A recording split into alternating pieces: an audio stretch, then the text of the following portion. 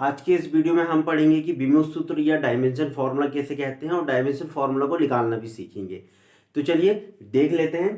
तो dimension formula या बीमी सूत्र कैसे कहते हैं कि जो डिराइव्ड क्वांटिटी होती है, डिराइव्ड क्वांटिटी को फंडामेंटल क्वांटिटी की जिन पावर के फॉर्म में लिखा जाता है उन पावर को ही क्या बोलते हैं, हम लोग डायमेंशन फॉर्मूला बोलते हैं या बीमी सूत्र बोलते हैं। तो बीमी सूत्र में आपको ये बात याद रखनी है कि जब भी मास आएगा आप उसको कैपिटल एम लिखेंगे, लेंथ आएगी या डिस्प्लेसमेंट आएगा या फिर आर्क आएगा या फिर रेडियस आएगी, तो उसको आप लोगों को कैपिटल ए लिखना है। और यदि टाइम आएगा तो उसको आपको कैपिटल टी लिखना है। यदि टेम्परेचर आएगा तो आपको उसको के लिखना है, या हम उसको थीटा से भी क्या कर सकते हैं, रिप्रेजेंट कर सकते हैं। तो चलिए कुछ बीमी सूत्र को देख लेते हैं। तो सबसे पहले तो आता है बीमी सूत्र में या डायमेंशन फॉर्मूला आपको डिराइव्ड क्वांटिटी। सबसे पहले एरिया का फॉर्मूला होता है लेंथ स्क्वायर। लेंथ स्क्वायर होता है, लेंथ को आपको कैपिटल एल लिखना है और इसकी पावर 2 है तो इसकी पावर 2 लगा दीजिए। यहाँ पे m नहीं है तो m की पावर 0 और t नहीं है तो t की पावर 0, और सबको ब्रैकेट में क्या कर दीजिए, क्लोज कर दीजिए। अब एरिया के बाद हम वॉल्यूम का निकालते हैं। वॉल्यूम इज इक्वल टू होता है लेंथ क्यूब। लेंथ क्यूब है ना, लेंथ क्यूब मतलब लेंथ को आपको l लिखना है और इसकी पावर 3 लगाना है। यहाँ पे m नहीं है तो m 0 और t नहीं है तो t की पावर क्या लगा देंगे, 0 लगा देंगे। चलिए अब निकालते हैं डेंसिटी का। तो डेंसिटी इज इक्वल टू होता है मास अपॉन वॉल्यूम। तो मास को आप कैपिटल एम लिख दीजिए, वॉल्यूम को आप एल क्यूब लिख सकते हैं। इसको हम रेसिप्रोकल करेंगे इसका, तो एम एल की पावर -3 हो जाएगा और टी की पावर क्या हो जाएगी, 0 हो जाएगी। तो इस तरीके से ये डेंसिटी का फॉर्मूला निकल के आ गया। उसी तरीके से आप और भी निकाल सकते हैं, वेलोसिटी का निकाल सकते हैं। वेलोसिटी इज इक्वल टू होता है displacement upon time. Displacement upon time, तो डिस्प्लेसमेंट को आप एल लिख दीजिए, टाइम को टी लिख दीजिए, तो फॉर्मूला आएगा एल टी पावर -1।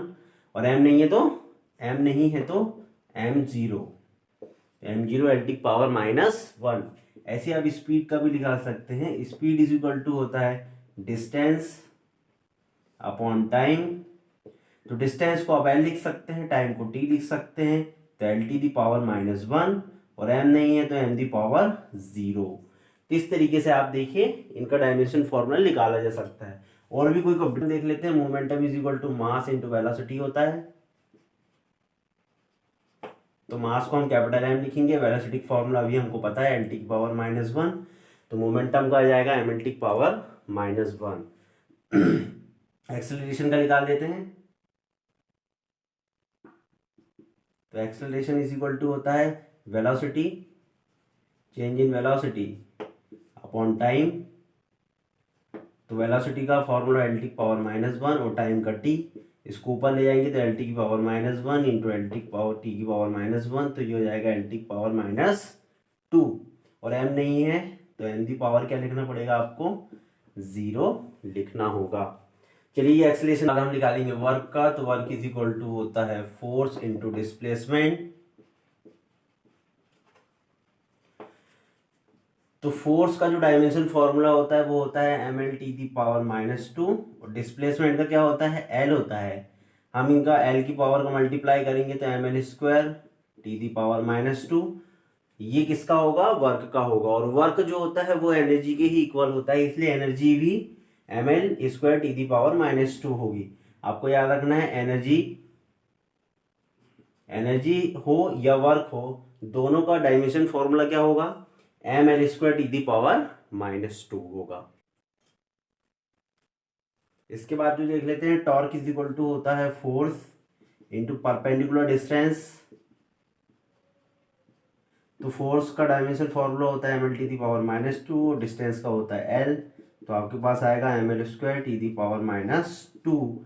ये किसका फॉर्मूला आ जाएगा, ये टॉर्क का आ जाएगा। ऐसे इम्पल्स का क्या होगा, इम्पल्स इज इक्वल टू होता है force into time. Force into time होता है। तो फोर्स का डायमेंशन फॉर्मूला आया है ml⁻², टाइम को लिख सकते हैं आप t, तो ये आ जाएगा ml inverse ml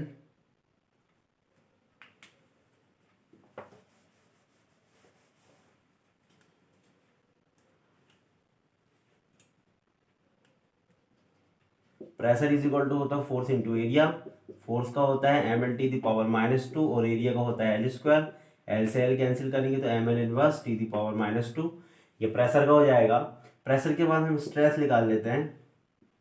stress is equal to V force upon area ही होता है, तो फोर्स का होता है L⁻² अपॉन L², तो आएगा ml इनवर्स T⁻²।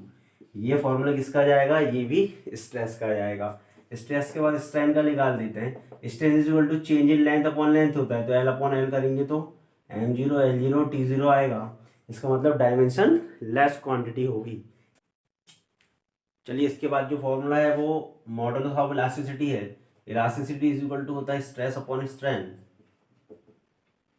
स्ट्रेन जो होती है वो डायमेंशन लेस होती है, तो ये कोई काम की नहीं होगी आपके लिए। तो स्ट्रेस इज इक्वल टू होता है फोर्स अपॉन एरिया, फोर्स का होता है ml⁻², और ये एरिया का होता है L²। तो L से L क्रॉस कर दीजिए आप, तो आपके पास आंसर आएगा ml इनवर्स T⁻²।